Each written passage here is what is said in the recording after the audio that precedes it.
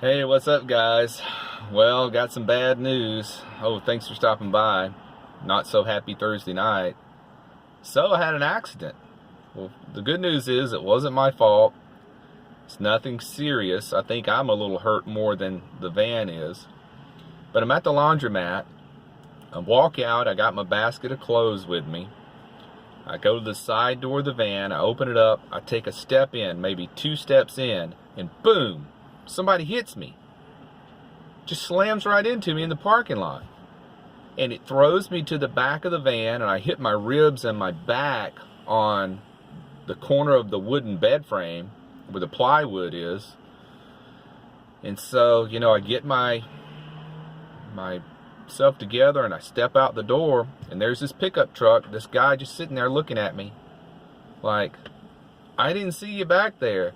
Well, evidently, he just threw it in reverse and floored it because he just slammed into me. He moved my whole van. Pretty good dent in the back bumper. Luckily, I have cargo loading dock. I have a loading dock bumper on my van. If you know what that is, it's got the big rubber things on the back. And he hit one of those and pushed the bumper in on one side, on the driver's side. So, I tell him, your driving sucks, and we do all this, and we exchange insurance. And this cop was working an accident just up on the road next to the laundromat. He walks down there. He says, y'all okay? I'm like, yeah, but he just slammed into me. He said, well, since you're on private property, we don't even take police reports. The city cops, they're busy. They got things to do. He said if I was out on the roadway, they'd take a police report.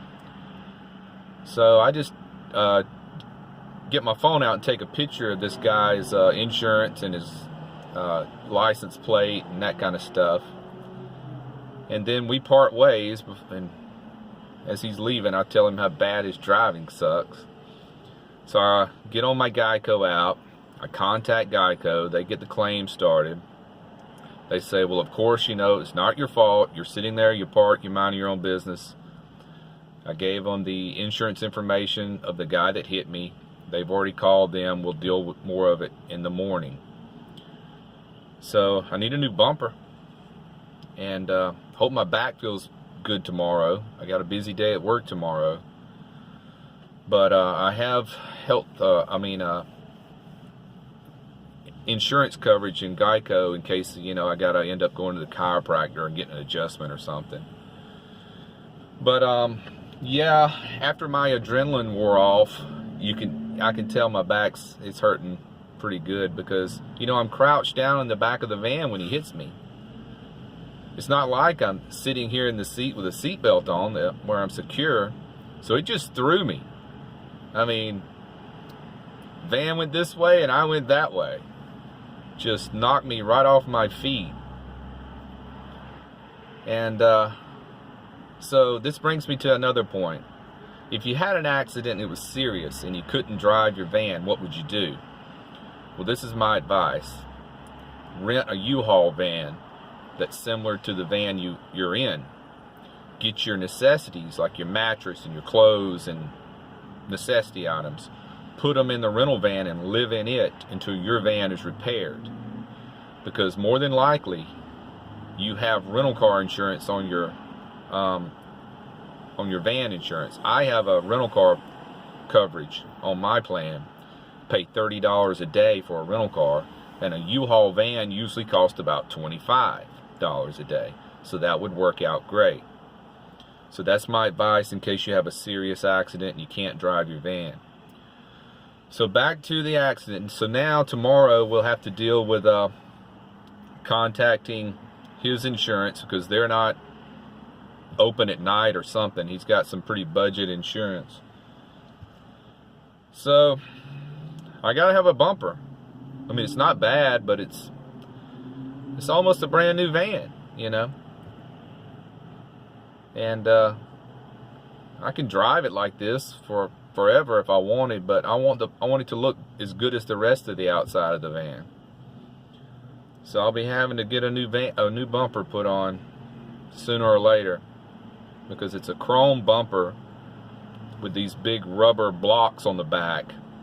So the rubber blocks you know, they're made for loading docks, so you don't scratch your bumper up. Well, they really came in handy, because he hit right on that rubber block, and it just pushed the bumper in. You can tell it's pushed in further on the driver's side than on the passenger side. But that's the only damage. Except for me, I might be a little damaged. But I've calmed down from it now. You know, it happened about, let's see what time it is. Good one. It's 8:15, so it happened about 2 hours ago, I guess. So that's my evening. Hey, I got a new LED light. It's a little bright, isn't it? It's not as bad as that other. This one's more of a calmer color. So anyway, there it goes, guys. It happened. 44 days into this, and I've already been run into. People can't drive, you know. They just don't pay attention. This guy was probably 25 years old. So he's been driving probably 10 years. But geez, you know, he just wasn't paying attention. Just throw it in reverse and back into somebody like that. Unbelievable. Well, trying to look on the bright side, you know, he could have crushed the fender in against the tire, and I wouldn't have been able to drive the van. It could have been something like that. So I'm going to keep a positive outlook about this. Hopefully in the morning when I get up, my back won't be very stiff. It's usually, you know, the day after something, or maybe 2 days after, when you're really sore. So hopefully I'll feel pretty good in the morning, if I can sleep tonight.